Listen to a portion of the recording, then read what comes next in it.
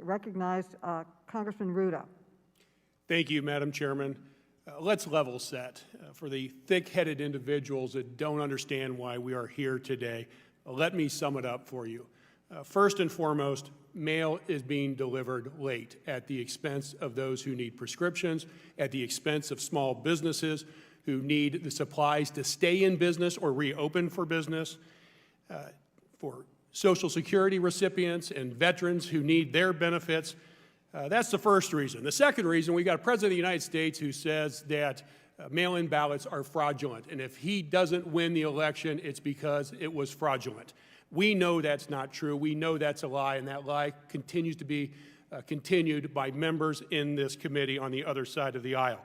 Third, we know from a memo from Mr. DeJoy to 46 states telling them they should be worried about receiving mail-in ballots to their voters on time and for them to be returned back in time to be counted. And fourth, we're here because the United States Postal Service has requested financial help from this institution. Let me turn to my questions. Unlike any private enterprise, the Postal Service has a universal service obligation to deliver mail to virtually every address in the United States, regardless if it's profitable or not. The Postal Service also has a ridiculous mandate to pre-fund in 10 years' time 75 years of retiree health benefits, unlike any other private or public institution. Mr. DeJoy, in your testimony, you stated that you are against the pre-funding mandate. The Trump-appointed Board of Governors, postal workers, and senators on both sides of the aisle are against that mandate. As you know, there is a bipartisan bill sitting on Mitch McConnell's desk that would eliminate the pre-funding mandate and free up tens of billions of dollars for the U.S. Postal Service. Here's some free business advice. Pick up the phone. Please call Mitch McConnell, because one vote and one stroke of a pen by this president would free up billions of dollars for the U.S. Postal Service to be able to accomplish the opportunity to revitalize that organization for decades to come. I have some questions about your business plan. It's standard practice as an executive to come in, meet with your team, and develop a strategic plan before executing operational changes. This was the plan that was released in May, just before you became Postmaster General. Did you make any written modifications to this plan since you have taken office? No, first of all, sir, you're incorrect in my position on the pre-funding of the health care. In my written statement that I know you support it.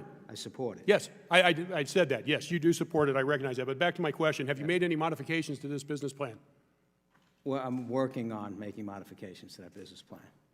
Yes, in fact, he's on August 13th developing a strategic plan to achieve operational excellence and financial stability.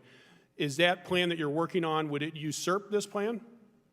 If approved by the Board of Governors, it would. And I must add, we do need to identify that the legislation also requires the Postal Service to be self-sustaining, and it has not been self-sustaining for the last. And that's why getting rid of the pre-mandate is so important. But I just want to make sure that we are working under a written plan of some kind. If you have made any written modifications in memos to team members, will you provide this committee with that information so we know how you have modified this 5-year plan? When we come out with a plan, well, surely you've got memoranda and other documents floating around, right? You can give us a draft, can't you? I would not. You can't give us a draft? I mean, we just got the report with the KPI showing that you're down 10% nationally when we know that in battleground areas it's down even more. So you were able to get that to us late. Can you get us that information as requested? Probably not. Let me ask you this. Let's turn to the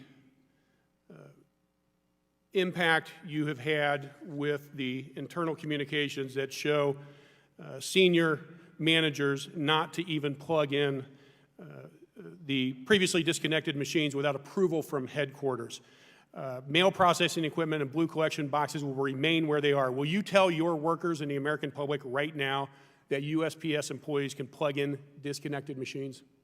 I'm unaware of the directive that you're speaking about. Well, it's an internal communication from the USPS. So you will then allow them to plug in machines to be able to do their job? I'm not going to agree to something I'm unaware of or the memo that you speak. But you know how absolutely insane this is. This is like telling Jamba Juice they can't plug in the blenders to do their job. Well, there must be a reason. I didn't do it, but the organization has. But you're the reasons why. head of the unit. You're the head of the business. The buck stops with you. The buck on what machine gets plugged in? That's an outrageous statement. The fact that you're down over 10% nationally in service It has nothing to do with metrics. a plugged-in machine anywhere. Gentleman's time I has yield back. expired. The Thank you, gentleman Madam can Chair. answer the question if he. We now recognize Congressman Rocana. Oh, excuse me, Heiss.